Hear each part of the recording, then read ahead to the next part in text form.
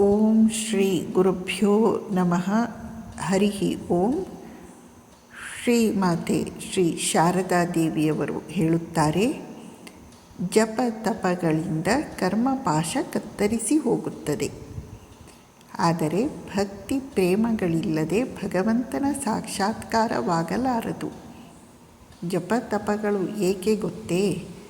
ಅವುಗಳಿಂದ ಇಂದ್ರಿಯಗಳ ಕಾಟವನ್ನು ತಪ್ಪಿಸಿಕೊಳ್ಳಬಹುದು. ಶ್ರೀಮಾತೆಯವರ ಮಾತಿನ ತಾತ್ಪರ್ಯ, ಜಪ ಧ್ಯಾನ ಮಾಡ್ತಾ ಮಾಡ್ತಾ ನಮ್ಮ ಹಿಂದಿನ ಪ್ರಾರಬ್ಧ ಕರ್ಮ ನಾಶವಾಗ್ತಾ ಹೋಗುತ್ತೆ. ಆದರೆ ಭಗವಂತನ ಸಾಕ್ಷಾತ್ಕಾರ ಬೇಕಾ? ಅಲ್ಲಿ ಪ್ರೇಮನೇ ಮುಖ್ಯವಾದದ್ದು, ಭಕ್ತಿಯೇ ಮುಖ್ಯವಾದದ್ದು. ಹಾಗಂತ ಜಪ ತಪ ಮಾಡುವುದನ್ನು ಬಿಡಬಾರದು. ಏಕೆಂದರೆ ಜಪ ತಪ ಮಾಡುವುದರ ಮೂಲಕ ಇಂದ್ರಿಯಗಳು ನಿಗ್ರಹಕ್ಕೆ ಬರುತ್ತವೆ, ಇಂದ್ರಿಯಗಳು ಸಂಯಮಕ್ಕೆ ಬರುತ್ತವೆ. ಇದು ಎಲ್ಲಕ್ಕಿಂತ ದೊಡ್ಡ ಲಾಭ. ತನ್ಮೂಲಕ ಇವನು ಭಗವಂತನ ಹತ್ತಿರ ಮುಂದುವರಿಯುತ್ತಾನೆ. ಶಿಷ್ಯ ಕೇಳಿದ, ಅಮ್ಮ, ಅವನು ತನ್ನ ಕೈಯಲ್ಲಿ ಒಂದು ಬೀಜವನ್ನು ಹಿಡಿದುಕೊಂಡು ಕೇಳುತ್ತಿದ್ದಾನೆ, ಈ ಬೀಜ ಅದೆಷ್ಟು ಚಿಕ್ಕದು, ಆದರೂ ಇದರೊಳಗಿನಿಂದ ಎಂಥ ದೊಡ್ಡ ಅರಳಿ ಮರ ಮೂಡಿಬರುತ್ತದೆ. ಶ್ರೀಮಾತೆಯವರು ಉತ್ತರಿಸುತ್ತಾರೆ, ಯಾಕಾಗಬಾರದು?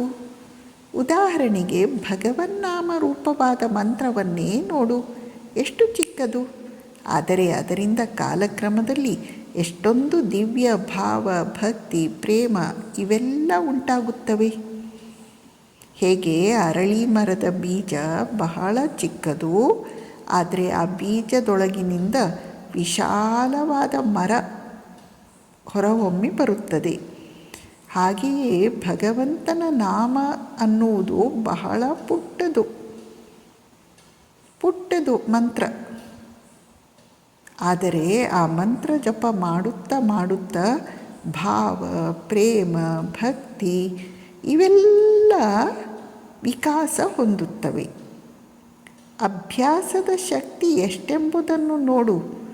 ಒಂದೇ ಸಮನೆ ಜಪ ಮಾಡುವುದನ್ನು ಅಭ್ಯಾಸ ಮಾಡಿಕೊಂಡರೆ ಮನುಷ್ಯ ಭಗವಂತನನ್ನೇ ಸಾಕ್ಷಾತ್ಕರಿಸಿಕೊಳ್ಳುತ್ತಾನೆ. ಅಭ್ಯಾಸದ ಶಕ್ತಿ ಎಷ್ಟು ಅಂತೆ ಶ್ರೀಮಾತೆಯವರು ಹೇಳ್ತಾ ಇದ್ದಾರೆ. ಯಾವಾಗಲೂ ಜಪ ಮಾಡ್ತಾ ಇರಬೇಕು. ಹಾಗೆ ಮಾಡುವುದರಿಂದ ನಮಗೆ ಭಗವಂತನೇ ಲಭಿಸುತ್ತಾನೆ. ನಮಸ್ಕಾರ.